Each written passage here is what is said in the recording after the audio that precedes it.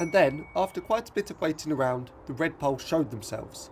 I was super happy to finally find and film an interesting new species for the quest, after a lot of tried and failed attempts. It might not be a giant bird of prey, or incredibly rare, or something that's completely out of the ordinary, but this mission is about seeing every single animal the UK has to offer, and offering a spotlight to the creatures that might go unnoticed or underappreciated.